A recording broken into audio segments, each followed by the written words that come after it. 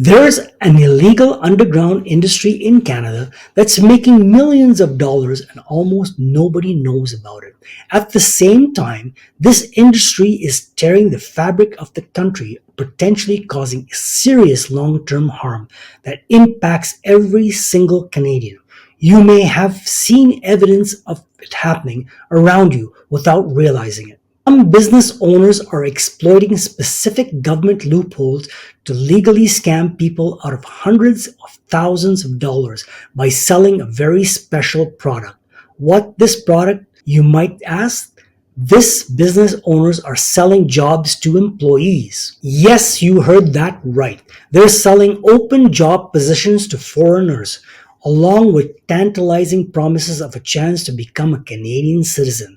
This has led many, including the Globe and Mail, to realize once again Canadians are coming last. If this sounds confusing and backward to you, don't worry, it definitely is. But in this video, we're going to break down exactly how and why this alleged happening, who benefit from it, and how it could be directly impacting you and your community. To understand how this is happening, we first need to understand a very reasonable government program that is now being grossly taken advantage of.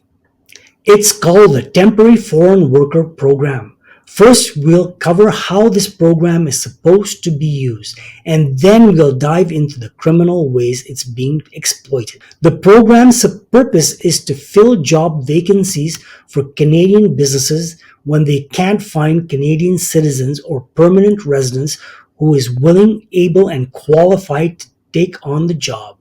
Through this program, when employees can't find local worker, they can bring in a temporary foreign worker and get them a work permit so they can work in Canada. However, to use this program, business must prove three things. They can't find anyone locally who can fill the position. They genuinely need this specific type of worker. They have the funds required to pay this worker's wage. Once they arrive, these areas are where businesses are lying in a big way, so businesses will assemble some forms to show they have proof of funds that they're posted the job listing on the Job Bank of Government of Canada. They also need to post it on 2 other job boards for at least 28 days to ensure no Canadians are available to fill the role. Then they need to submit an explanation for why any applicants who did apply weren't suitable for the position. Businesses submit these details to Service Canada in a big application called a Labour Market Impact Assessment, or LMIA. If the business meets the criteria, Service Canada will approve the LMIA. This approval is a huge deal because it gives the business the power to add any potential foreign worker's name to the successful LMIA approval. This is incredibly desirable for foreign workers because having their name attached to an LMIA approval job offer means they can easily get a work permit through the Temporary Worker Program, allowing them to work in Canada even if they aren't a citizen or permanent resident. For a foreign worker who wants to become a permanent resident in Canada, getting an LMI job is like striking gold. It's important to understand how and why these LMIA jobs are so valuable, because it turns out they're hitting the black market, selling for insane amounts of money. But before we dive into that, back to the LMIA job. These are incredibly valuable for foreigners who want to become permanent residents of Canada. Not only can they start working in the country, but it also boosts and scores the moves them forward in the line of people trying to immigrate to Canada permanently. Let's dive into the criminal behavior these allegedly going on. Some politicians are starting to talk about it, while others continue to turn a blind eye. This Canadian Member of Parliament named Tom, who's on Immigration Committee, recently highlighted the desperate need to study the underground market revolving entirely around these approvals for LMIA jobs. He requests that the committee study the fraud, citing evidence and immigration consultants and lawyers allegedly fraudulently marketed LMIA jobs to immigrants at the value of as high as $80,000. He wants to call on Canada's immigration minister to testify as part of the study. Now you can see just how profitable this practice can be. 80,000 or even 100,000 per LMI employee is being extracted. This raises the question, who exactly is making off with the money like a bandit, and how is the operation working? Thankfully, the alleged details have been revealed in a couple of different places. One is from this immigration consultant named Steve, and the other is from an anonymous whistleblower who claims to work in the government department that processes LMIAs. They did an AMA written explanation of how exactly the scam works. There are two different streams of fraud going on here.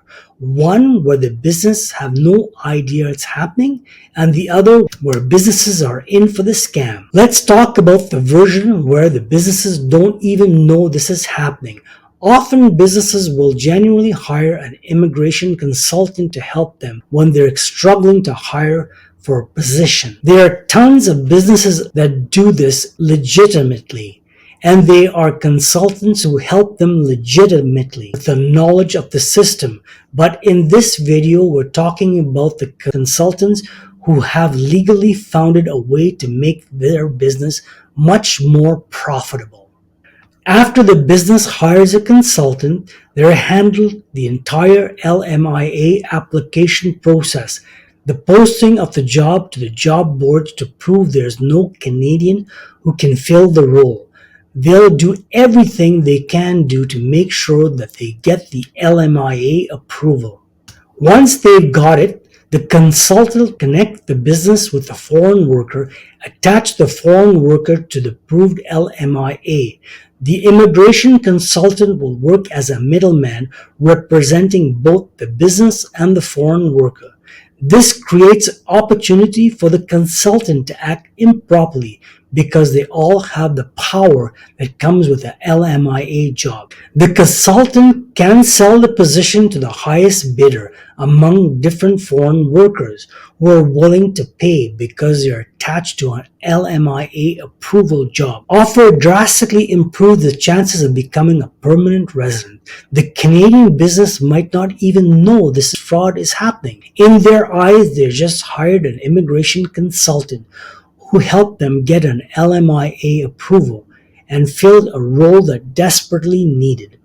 In other situations, however, the businesses and consultants are allegedly working together to get even more money out of the situation. In this version of the scam, the Canadian business commits fraudulent activity. Usually, the Canadian businesses will find a crooked immigration consultant, or a consultant will approach the business.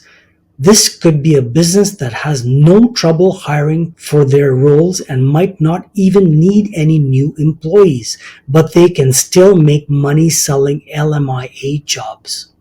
The consultant will then fraudulently fill out the entire LMIA application to ensure things go through.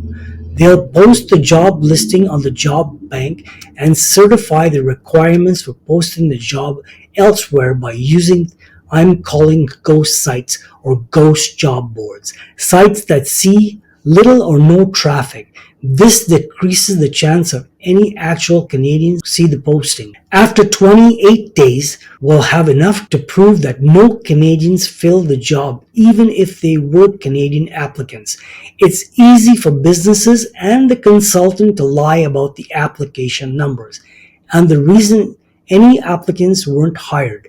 Once they lie about the information, there's a good chance the LMIA is approved. The process works the same as before. The consultant finds the applicant with the money, sells their position along with the LMIA approval. Only the difference is that the money doesn't just go to the immigration consultant. The Canadian business also gets a cut. Sometimes the foreign worker never even works the job. There are allegations that some businesses will sell the job, put the person on the payroll, but require the foreign workers to pay back all their wages in cash under the table. This works well for all parties. The consultants, the business owners get paid handsomely, while the job applicant gets to move up in the permanent resident application line. However, there has never been a real job. There was never any intent to hire a Canadian. In some cases, business allegedly trapped foreign workers in an abusive relationship with the employer, where speaking out against them could crush their dreams of ever becoming a permanent resident. This is the example from Steve, the immigration consultant, who has extensively discussed how this is happening.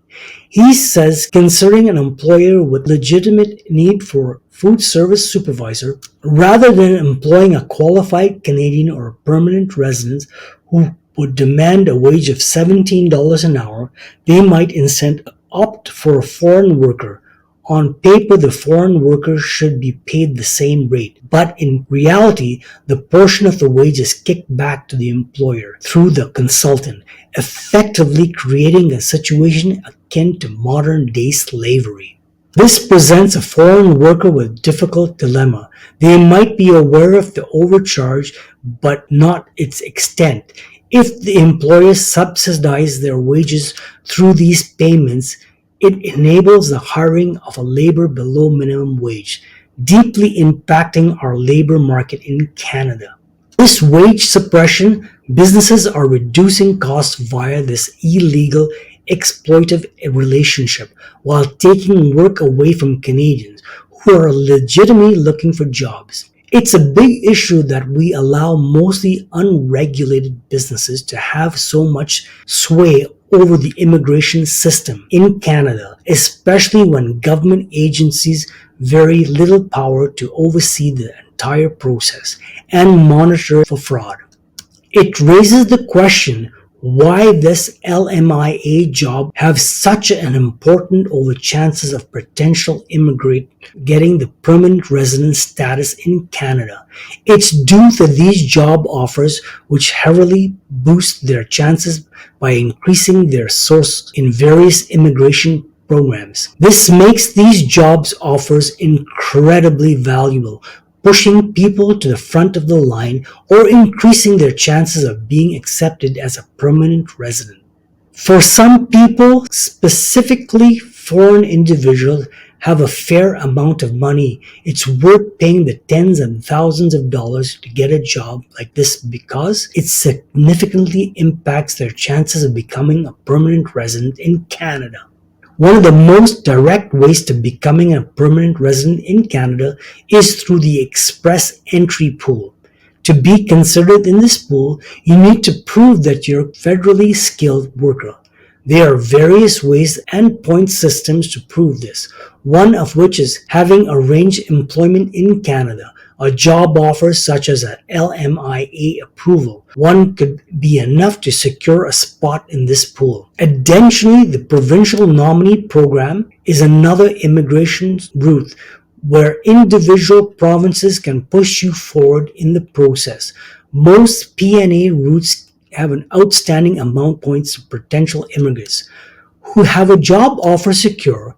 This is a case for provinces like British Columbia and Ontario, among others. All of this pretty shocking is kind of illegal fraud is obviously not good, but it could also have the more serious impacts on Canada as a whole. We've already talked about this drive down wages for legitimately employed Canadians, but it also undermines the Canada's immigration entirely, whether through LMIA job fraud or explosion in the international students due to their profitability for colleagues and universities. Both are financially exploration of these systems down by profit-seeking individuals. This results in a backward system where potential new permanent residents' positive qualities are outweighing by a different candidate who may have less desirable qualities but has less money to pay for the extra points on their application. Instead of bringing in the skilled workers we need, we're rewarding individuals who have no problem paying their way to the front of the line and see no problem with doing the fraudulently.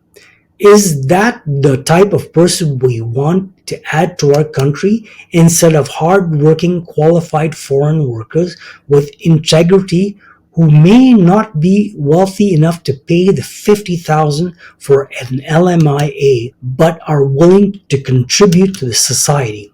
We're passing over these people for those with deeper pockets who can buy their way to the front of the line. Canada's immigration minister have a lot to answer for. The clearest one is to tie less weight to having a job offer in the permanent resident immigration process. Instead of tying the weight to a job offer that individual might not actually end up working, why not tie it up to actual working experience in Canada itself? You wouldn't have to rely on businesses as heavily to provide this information because it would be tracked via taxes these temporary workers file Canada each year. Additionally, there needs to be more punishment for individual businesses and consultants who skirt the rules. These penalties should be not just financial but also criminal. They should be greater than the benefit of taking these actions. This fraud results in not welcoming the most qualified, productive, likely to succeed individuals. Meanwhile, more and more existing Canadians are becoming disenchanted with Canadian institutes. Think about it. Canadians used to be able to get summer jobs easily, build their work experience, and maybe learn what they want out of a career. These days, getting that kind of experience is incredibly challenging, especially when businesses can make thousands of dollars hiring a temporary foreign worker instead of while benefiting from slave-like subsidies labor situations. It's not fair for Canadian citizens, Canadian permanent residents, or legitimate foreign workers to have all the qualifications to come here but are passed over because of fraudulent applications, have the money to pay for more points. It's rough, and I'm curious what you think about this whole situation. What I have missed and what I have gotten right. Have you seen anything in your community that leads you to believe this is happening? I wonder to what scale it is happening. It definitely be keeping tabs on the situation as their ministers testify before the immigration committees. If you want to follow along, make sure to subscribe to my channel. I appreciate you watching this video and I hope it helped you out at least a little bit. I'll see you next time.